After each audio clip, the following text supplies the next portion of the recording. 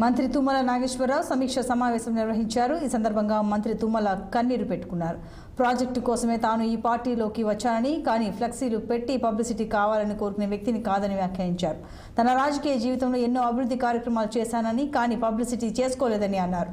తన పబ్లిసిటీ అభివృద్ధిలో కనపడదన్నారు। తాను ప్రాజెక్టులో కనపడతాను, సాగునీరులో కనపడతా, బిల్డింగ్లలో కనపడతాను, కానీ తాత్కాలికంగా పబ్లిసిటీ కోసం చేయనన్నారు। కానీ జిల్లాలో మీడిగుంట ప్రగడపల్లి వైరా ప్రాజెక్టులోకి నీరు తెచ్చిన అని ఆవేదన వ్యక్తం చేశారు। గత ప్రభుత్వం మోటార్లు బిగించారా, వదిలేశారా అని ప్రశ్నించారు।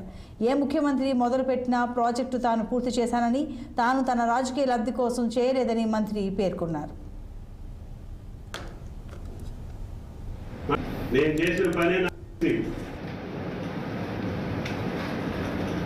వంతెన చూస్తే నేను కనపడాలి, రోడ్డు చూస్తే నేను కనపడాలి, నీళ్లు చూస్తే నేను కనపడాలి, ఆ బిల్డింగ్ చూస్తే నేను కనపడాలి తప్ప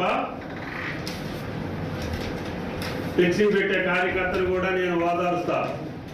నీ జేబులో 100 రూపాయలు ఖర్చు పెట్టవద్దని చెప్పి బతిలాడతా। యాగీయటానికి కూడా నేను ఒప్పుకోను।